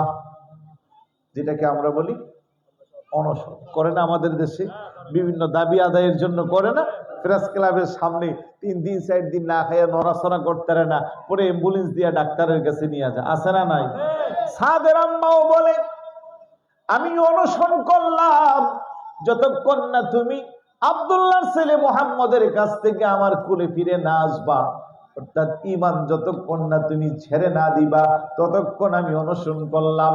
সাদ বলে মা, আপনি আমার মা ঠিক আছে, জন্ম দিয়েছেন, সব আমি মানলাম, কিন্তু আমি এখন বুঝি, এখন আমার বুঝ জ্ঞান আছে। মা গো, ওই নবীর, যেই নবীর প্রতি আমি কালমা পড়ে মুসলমান হয়েছি, যে আল্লাহর প্রতি আমি বিশ্বাস স্থাপন করেছি, ওই আল্লাহর কসম, আপনি অনশন করতে করতে যদি মরেও যান, আমি আমার নবীর প্রেম থেকে দূরে সরব না। অনেক চেষ্টা করেছি, অনেক একদিন 2 দিন অতিবাহিত করে চেষ্টা চালাইলো। সাদ যখন কসম দিয়া বলল, কোনোভাবেই আপনি আমার ঈমানের স্বাদ নষ্ট করতে পারবেন না, কোনোভাবেই আপনি আমার ঈমানের মর্যাদা থেকে দূরে সরাইতে পারবেন না, মা শেষ পর্যন্ত বুঝতে পারলো, আহারে এমন কোন নবীর প্রেমে পড়ে গেল যে নবীর মহাব্বত সে ছাড়তে পারবে না। দৌড়াইয়া আমার নবীর কাছে গেল। আমার নবীর কাছে যাইয়া সাদ ডাক ডাকো, হুজুর আমার আম্মা তো অনশন করেছে। আমার নবী ডাক ডাকো, ঠিক আছে, তুমি তোমার ঈমানের উপর ইস্তেকামাত থাকতে পারবা, কিন্তু তোমার মার সাথে কোনো বেয়াদবি করবা না, মার সাথে কোনো খারাপ ব্যবহার করবা না। মা যতদিন বেঁচে থাকবে, ইসলামের সুশীতল ছায়ার নিচে যদি আশ্রয় নাও নেই, সন্তান হিসেবে তুমি তাকে তোমার ভরণ পোষণের দায়িত্ব দিবা। চিৎকার করে বলি সুবহানাল্লাহ। আরেকজন সাহাবী হযরতে খাব্বাব রাদিয়াল্লাহু তাআলা, ইসলামের প্রথম দিক দিয়া যে কয়েকজন সাহাবী সবচেয়ে বেশি কষ্ট করেছে, হযরতে খাব্বাব রাদিয়াল্লাহু তাআলা, হযরতে খুবাইব রাদিয়াল্লাহু তাআলা, আব্দুল্লাহ ইবনে মাসউদ রাদিয়াল্লাহু তাআলা, হযরতে বেলাল রাদিয়াল্লাহু তাআলা, তাদেরকে এত বেশি কষ্ট দিয়েছে, একটাই তাদের অপরাধ ছিল, তারা কালমা পড়ে মুসলমান হয়েছে, এই জন্য তাদের এই শাস্তি। বড় করে বলি নাউজুবিল্লাহ। খাব্বাব রাদিয়াল্লাহু তাআলা ইসলাম গ্রহণ করার অপরাধে এত বেশি ওনার মালিক ওনারে কষ্ট দিয়েছে। ওমর ইবনুল খাত্তাব রাদিয়াল্লাহু তাআলা আনহুর শাসনামলে হযরতে ওমর রাদিয়াল্লাহু তাআলা আনহুর দরবারে যাইয়া 2 চোখের পানি ছেড়ে কান্না করে, ইয়া আমিরুল মুমিনিন, জানি না মরলে পরে আমার ঠিকানা জান্নাত হবে না জাহান্নাম হবে। এইভাবে যখন বিনাইয়া কান্না করে, হযরত ওমর রাদিয়াল্লাহু তাআলা আনহুর দৃষ্টি গেল হঠাৎ করে ওনার দিকে। এবার তাকাইয়া দেখতেছে জিহ্বার মধ্যে ছিদ্র দেখা যায়। আল্লাহু আকবার। জিহ্বা বড় সেন্সিটিভ জায়গা, ছোট্ট একটা ঠসা পড়লে আমরা ভাত খাইতে পারি না, কষ্টে বুক করি। মাঝে মধ্যে জিহ্বার মধ্যে অনেক সময় দাঁতের কামড় পড়ে, হ্যাঁ পড়ে না, সহ্য করতে পারি না। ওই জিহ্বাটার মধ্যে ছিদ্র, ডাকদা করে খাব্বাব কেন তোর জিহ্বার মধ্যে ছিদ্র? এই কথা বলার পরে ওনার চোখের পানি আরো বেড়ে গেল। ডাকদা কই আমিরুল মুমিনিন, জিহ্বার ছিদ্র দেখে আপনি আশ্চর্য হইলেন, আপনি কি আর কিছু দেখবেন না? কি দেখাইতে চাস? আস্তে করে জামাটা খুইলা পিঠটা আলগি দিয়া হযরতে ওমর রাদিয়াল্লাহু তাআলা ঘুর দিকে দিল।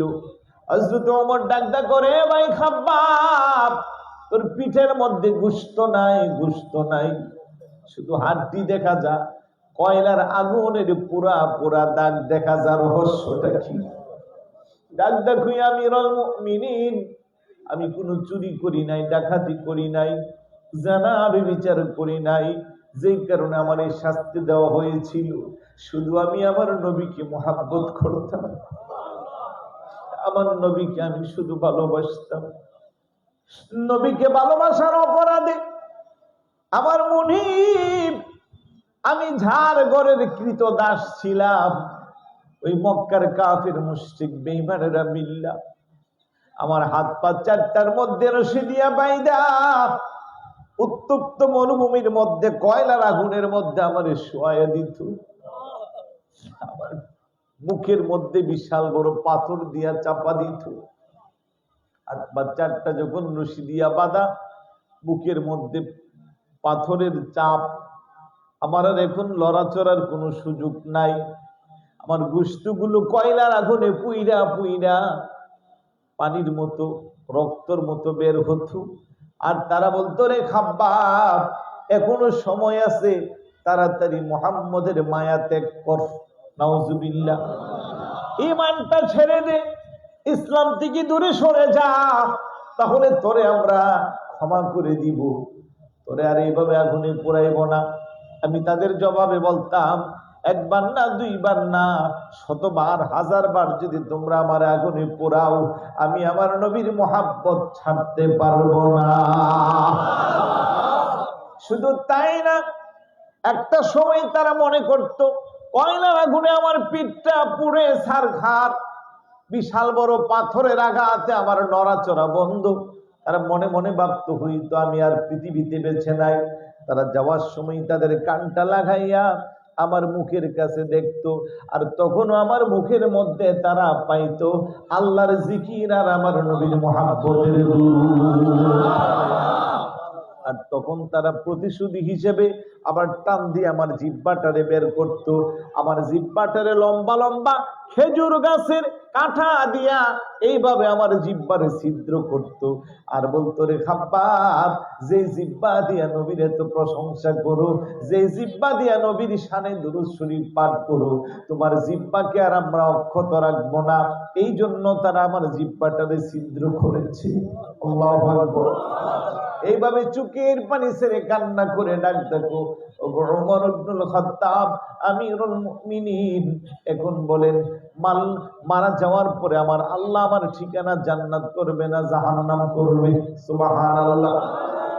ও আমার বাকুলিয়ার ভাইয়েরা, বাবারা, এত কষ্ট যে ইসলামের জন্য করলো, এত কষ্ট যে নবীর মুহাব্বতের প্রকাশের জন্য করলো, পিঠের চামড়া গুলো পুরে একবারে হাড্ডি সহকারে পুড়ে গেল। জিহ্বার মধ্যে খেজুর গাছের লম্বা লম্বা কাঠার আঘাতের ছিদ্র দেখা গেল। তারপরেও চিন্তা করে পরকালে জান্নাত হবে না জাহান্নাম ঠিকানা হবে। ওই নবীর সাহাবাদের সাথে যদি আপনার আমার জীবনের তুলনা করি, আমাদের ঈমানের অস্তিত্ব খুঁজে পাওয়া যাবে? জোরে বলুন, যাবে? তাহলে সাহাবাদের জীবন আদর্শ থেকে নবীর মুহাব্বতের শিক্ষা আমাদের বাস্তব জীবনে নেওয়া দরকার আছে না নাই? জোরে বলুন, আছে না নাই? তাহলে নবীকে যদি মুহাব্বত করি, ভালোবাসি, নবীর ভালোবাসার প্রকাশের জন্য আজকের মিলাদুন নবীর মাহফিল সাজাইলাম, ফাতিহে ইয়াজদহুম উদযাপন করলাম। এখন বলেন, নবীর আদর্শ আমাদের বাস্তব জীবনে আসা দরকার আছে না নাই? নবীর আদর্শ যদি বাস্তব জীবনে থাকে, নামাজ পড়া লাগবে নি? আওয়াজে বোঝা যায় সবার লাগবে না? আর একটু জোরে বলুন, নামাজ পড়া দরকার আছে না? কয় ওয়াক্ত? কয় ওয়াক্ত? কয় দিনে? এক মাসে। ওই যে শুক্রবার যদি 5টা হয় তাইলে তো এক মাসে হয়ে যায়। বেশিরভাগ তো আপনারা সাপ্তাহিক মুসলিম, কথা বলেন ঠিক না? মানে কষ্ট নিচ্ছেন। এই যে আগামীকাল জুমা, মসজিদ আপনাদের কয়তলা? এটা দোতলা পড়ায়নি? দোতলাও সামনেও জায়গা হয় না, সংকলন হয় না। আলহামদুলিল্লাহ বলবেন না? এই যে জুমাতে মসজিদটা পুরাই একবারে জায়গা হয় না, এটা আপনারা খুশি না বেজার? কারা কারা বেজার হাত উঠান। আলহামদুলিল্লাহ সবাই খুশি। এবার আপনারা সবাই খুশি, কারণ জুমাতে পুরা মসজিদ কি হয়? ভরপুর হয়। তাহলে দেখি এবার আমারে খুশি করতে পারেননি। এবার বলেন তো আসরের নামাজের সময় কয় কাতার হয়? হ্যাঁ, মাগরিবের সময়, এশারের সময়, ফজরের সময়, হ্যাঁ। তাহলে যাদের জন্য জুমা ফরজ তাদের জন্য 5 ওয়াক্ত ফরজ না? আপনারা বলবেন যে বাচ্চারাও তো জুমাতে যায়, এই যে ধরলাম আর কি, বাচ্চা সব মিলে 2-3 কাতার।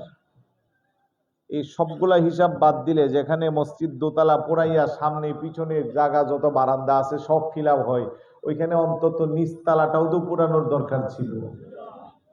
তার মানে বোঝা গেল অধিকাংশ মুসল্লি আছে যারা শুধু সাপ্তাহিক মুসল্লি। বলেন কি মুসল্লি? আর আরো কিছু আছে বাৎসরিক মুসল্লি। কি মুসল্লি? বাৎসরিক মুসল্লি বুঝেননি? আজকে যে জায়গা আমরা মাহফিল করতেছি এই জায়গা আসে আর কি বছরে 2 দিন, আছে না? এরকম নামাজি হইলে কি আল্লাহ আল্লাহ রাসূল খুশি হবে না বেজার হবে? এই নামাজে আল্লাহরে পাওয়া যাবে, আল্লাহ রাসূলকে পাওয়া যাবে। কারণ মিলাদুন নবীর 1 নম্বরের শিক্ষাই হইল নামাজ। সুবহানাল্লাহ বলবেন না?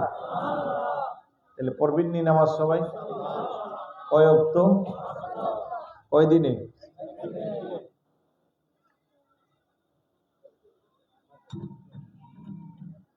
আল্লাহর নবী বলে মুরু আওলাদাকুম বিসসালাত ওয়া হুম আবনাউ 7 সিনিন ওয়াদরিবুহুম আলাইহা ওয়া হুম আবনা 10 ওয়া ফাররিকু বাইনাহুম ফিল মাদাজি'।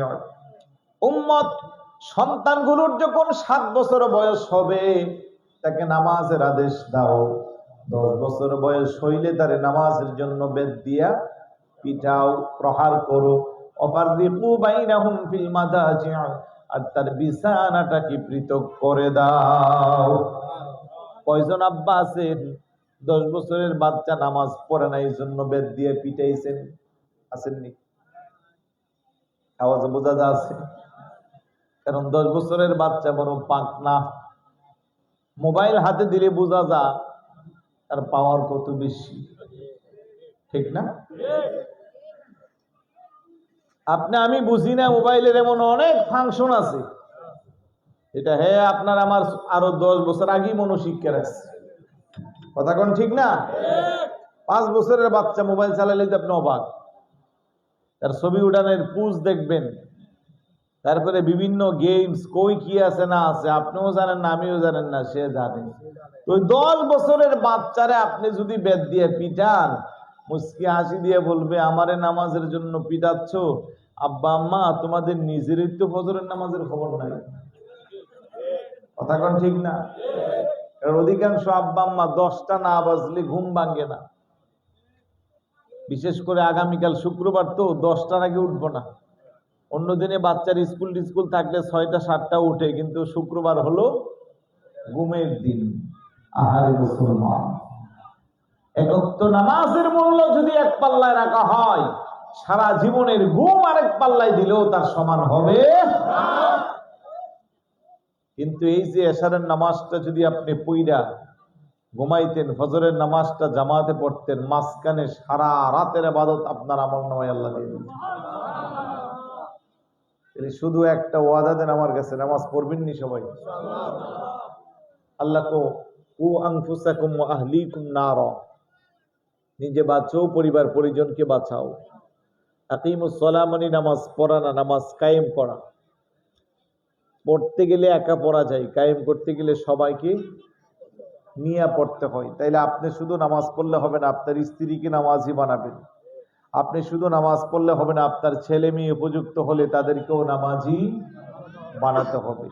পুরো পরিবারটা যখন নামাজি হয়ে যাবেন, দেখবেন ওই পরিবারে শুধু রহমত আর রহমত, শান্তি আর শান্তি। করবেননি সবাই? কয়েক তো কয়দিনে? বেশিরভাগ আওয়াজ বন্ধ। কয়দিনে? এক মাসেও কিন্তু হয় না, যদি ভাগ্য ভালো হয় তাইলে হয়, ঠিক না? সব মাসে কি শুক্রবার 5টা পাওয়া যায় নাকি? বেশিরভাগ 4টা হয়। তাইলে এক মাসেও হয় না, এরকম নামাজি হওয়া দরকার নাই। দৈনিক নামাজ পড়বো ইনশাআল্লাহ। কয়েক তো আল্লাহ যেন কবুল করে বলি আমিন। আর একটু ঝরে বলি আমিন। রোজা রাখবেন নি ইনশাআল্লাহ? মা বোনেরা আছে নাকি? মহিলা প্যান্ডেল আছে না? বাড়ি থেকে শুনতেছে? বাড়ি থেকে। তাইলে এতক্ষণ সজাগ নেই, ঘুমাই গেছে। তাদের জন্য ছোট্ট একটা হাদিস বলি আমি শেষ করে দিচ্ছি। বিরক্ত হচ্ছেন নাকি? তারা ঘুমিয়ে গেলে আমরা গিয়ে হাদিসটা তাদের কাছে পৌঁছে দিব। ছোট্ট হাদিস। আল্লাহ নবী কল মারআতু ইজা সাল্লাত খামসাহা ওয়া সামাত শাহরাহা ওয়া আহসানাত ফারজাহা ওয়া আতাআত যাওজাহা ইয়াদখুলুনাল জান্নাহ আইয়ু আবওয়াবিন শাআত। সুবহানাল্লাহ। আমার উম্মতের মহিলারা যদি 4টা জিনিস আমল করে, কয়টা? তো 4টা জিনিস আমল করলে আল্লাহর 8খানা জান্নাতের যে দরজা দিয়া মনে চায় সেই দরজা দিয়েই সে জান্নাতে প্রবেশ করবে। 1 নম্বরে 5 ওয়াক্ত নামাজ। 1 নম্বরে কি? মা বোনদেরকে বলবো নামাজে অজুহাত দিয়েন না।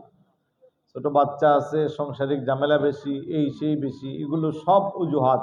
আপনার ইচ্ছা আর একান্ত চাওয়া থাকলে আপনি 5 ওয়াক্ত নামাজ পড়তে পারবেন ইনশাআল্লাহ। 2 নম্বরে সামাত শাহরাহা, রমজানের রোজাগুলো রাখবেন। কোন অজুহাত দিয়ে রোজা ছাড়া যাবে না। পুরুষ বলেন মহিলা বলেন সবাই রোজা রাখবো তো ইনশাআল্লাহ। 3 নম্বরে ওয়া আহসানাত ফারজাহা, ইজ্জতের হেফাজত করবেন। আজকে দেখেন সারা দেশে পেপার পত্রিকা টেলিভিশনে নিউজ প্রত্যেক দিন পাওয়া যায় পরকীয়া প্রেমে আসক্ত, দাম্পত্য জীবনের অশান্তি। 10 বছর 15 বছর 20 বছর একসাথে সংসার করে স্ত্রী স্বামীকে ছেড়ে দেয়, স্বামী স্ত্রীকে ছেড়ে দেয়, কারণ দৈহিক সম্পর্কে পরপুরুষের সাথে আবদ্ধ হয়ে যায়। নাউজুবিল্লাহ বলবেন না? আর একটু জোরে বলি না নাউজুবিল্লাহ? তাহলে আপনার ইজ্জতের হেফাজত আপনি করবেন, লজ্জাস্থানের হেফাজত আপনি করবেন। 4 নম্বরে ও আতাআত যাওজাহা, স্বামীর আনুগত্য করা। অধিকাংশ মা বোনেরা স্বামীকে মানেন না, স্বামীর মনে কষ্ট দেন, কথায় কথায় স্বামীকে তুচ্ছ তাচ্ছিল্য করেন। আছেন না নাই? আপনার বাবার সম্পদ বেশি, আপনার রূপ বেশি, আপনার শিক্ষা দীক্ষা বেশি, স্বামীর আপনার চেয়ে কম আসে। এই জন্য 12 বছর সংসার করার পরেও বলেন যে আমি দেখে তোর সংসার করছি, অন্য মহিলা হলে বহু আগে জাডার পিঠা দিয়ে চলে যাইত। বলে কি বলে না? কেন গো মা, কেন আপনি এটা বলবেন? যেহেতু আল্লাহর ফায়সালা ছিল 12 বছর 10 বছর সংসার করেও ফেলছেন, সংসারকে আলোকিত করে আল্লাহ সন্তানও দান করেছে, এখন কি এগুলা বলার সময়? এগুলো বললে কি দাম্পত্য জীবন সুখময় হয় না অশান্তি হয়? তাহলে মা বোনদেরকে বলবে এগুলো বলবেন না, স্বামীর আনুগত্য করবেন। এই 4টা জিনিস আমার যে আম্মা জান, আমার যে মা বোন আমলে করবেন, আমার নবীকে 8খানা জান্নাতের যে দরজা দিয়ে মনে চায় আমার উম্মতের মহিলা সেই দরজা দিয়ে জান্নাতে প্রবেশ করবে। আল্লাহ যেন প্রত্যেকটা মা বোনকে রাবিয়া বসরির মতো ওলিয়া বানিয়ে দেয়। আমিনের আওয়াজ ছোট, বাড়ির থেকে যদি শুনতে পারে যে আমিন ছোট হয়েছে তাহলে সকালের নাস্তা জুটবে না। বুঝে 3 বেলা চুলায় গরম গরম রান্না খাওয়াই আর হুজুরের সাথে একটু দোয়া করতে গেলা, তাও ছোট ছোট করে করলাম। ওনারা জান্নাতে গেলে আমাদের লস আছে, বরং আরো লাভ আছে। কথা কোন ঠিক না? তাহলে আল্লাহ যেন আমার প্রত্যেকটা মা বোনকে জান্নাতবাসী করে বলুন। রাত্র 1টার উপরে হয়ে গেছে, আর মনে সামনে যাওয়া ঠিক হবে না, কারণ ফজরের নামাজ যদি জামাতে আদায় না করি তাহলে কি লাভ আছে? 3টা পর্যন্ত মাশাআল্লাহ, আর সামনে যাব না। আসুন একটু সালাম দিয়া নবী ইয়া রাসূল সালাম আলাইকা ইয়া হাবিব সালাম আলাইকা সালাওয়াতুল্লাহ হাবিব সাইয়্যিদি ইয়া রাসূলুল্লাহ ওয়াসাল্লাম আলাইকা ইয়া হাবিব আল্লাহ मेरे आका मैं गुलाम मुस्तफा हूँ मेरे हालत न पूछो मेरा दिल बना है काबा मेरा जिगर बने मदीना या नबी सलाम अलैका या रसूल सलाम या हबीब सलाम अलैका सलावतुल्लाह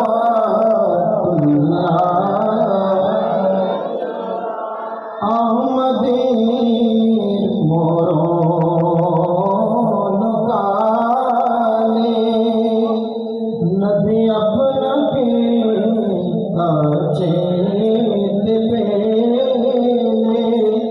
থাকবে না মরণ যন্ত্রণা এইটুকু মনের কামনা ইয়া নবী সালাম আলাইকা ইয়া রাসূল সালাম আলাইকা ইয়া হাবিব সালাম আলাইকা সালাওয়াতুল্লাহ हुक्म हो रोज़े पे जाए बादब सर को झुकाए हाल दिल को सुनाए उम्र भर वापस ना आए या नबी सलाम अलैका या रसूल सलाम अलैका या हबीब सलाम अलैका सलावतुल्लाह आले नबी अस्हाब नबी शुहदाए किराम गुलबागे रिसालत पेला को सलाम मुस्तफा जाने रहमान पेला को सलाम शुमाए बज़ में हिदायत पेला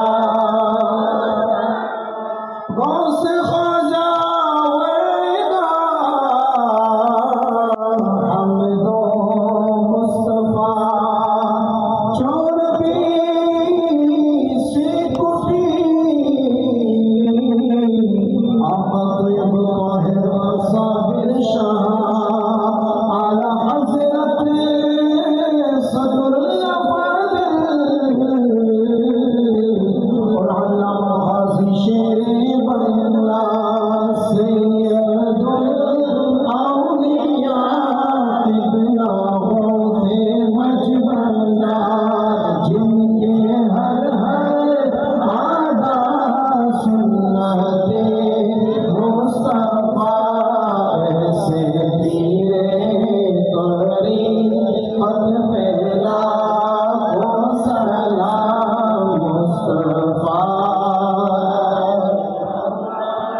बेला को सलाम शुमाए बस में अदायब बेला या इलाही सदक़े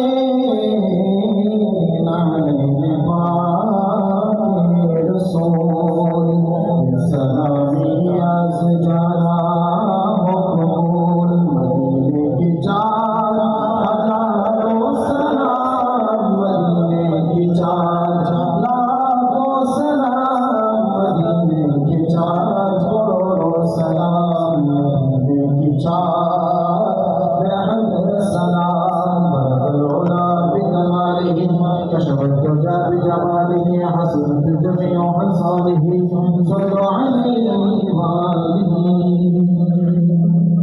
সম্মানিত মুসলিম যারা আপনাদের প্রত্যেককে অনুরোধ করবো আপনারা প্রত্যেকে কাটা বন্ধ করে বসে যান যাতে আমাদের ভাইয়েরা কালারগুলো আপনাদেরকে সুন্দরভাবে পরিবেশন করতে পারে। একটু কাটা বন্ধ করে যান, মাঝখানে জায়গা রাখবেন যাতে ভাইয়েরা আপনাদেরকে কালারগুলো পরিবেশন করতে পারে। আসলে আমরা প্রত্যেকে জিকির করি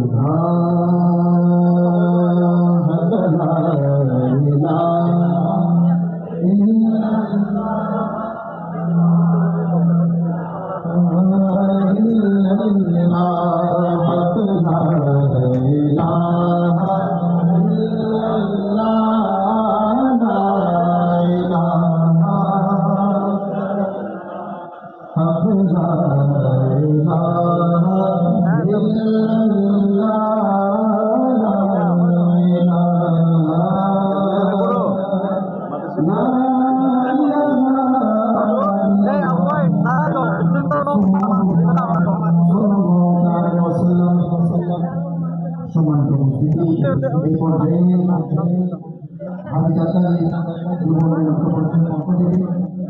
আপনাদের মধ্যে কিছু গুরুত্বপূর্ণ কথা বলবেন অত্র হাজারি যুব উন্নয়ন লক্ষ্য পরিষদের প্রিয় ভাই সকালে সুপরিচিত ভাই মোহাম্মদ ফয়সাল।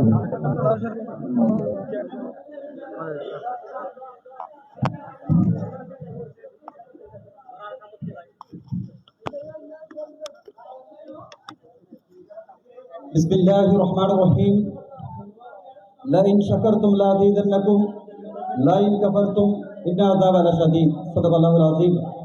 उपस्थित पूर्व बाकुलिया আব্দুল লতিফ হাট স্তর মধ্যম বাকুলিয়া সমাজ কল্যাণ উন্নয়ন পরিষদের সমগ্র মুরব্বিয়ান এজাম বন্ধুবর যুবক ভাইয়েরা সেহের মাসুম বাচ্চারা পর্দার অন্তরালে দিনদার মা ও বোনেরা মাইকের আওয়াজ শ্রবণরত সকল ব্যক্তিবর্গবৃন্দ এবং আমন্ত্রিত স্টেজে উপবিষ্ট আছেন আজকের মাহফিলের প্রধান মেহমান বিশিষ্ট আলেমে দ্বীন হযরত মাওলানা মুফতি গুলাম কিবরিয়া হুজুর মাদ্দাজিলুল আলী এবং অত্র শাহী চাঁদগাঁও জামে মসজিদের সম্মানিত মোতালেব মহোদয় এবং অন্যান্য মুরব্বিয়ান এজাম সকলকে অন্তরের অন্তঃস্থল থেকে সশ্রদ্ধ সালাম জ্ঞাপন করছি। আসসালামু আলাইকুম ওয়া রাহমাতুল্লাহি ওয়া বারাকাতুহু। সর্বপ্রথম পবিত্র কুরআন কারীম থেকে একটি আয়াতের টুকরা তেলাওয়াত করার চেষ্টা করেছি। আল্লাহ সুবহানাহু ওয়া তাআলা সূরা ইব্রাহিমের 7 নং আয়াতের মধ্যে বলেন, আল্লাহ যখন তোমাদের উপর নিয়ামত দান করে তোমরা নিয়ামতের শুকরিয়া যথাযথ আদায় করো। অন্যত্র যদি আল্লাহর শুকরিয়া আদায় করতে আমরা কৃপণতা করি আমাদের জন্য রয়েছে কঠিন আযাব।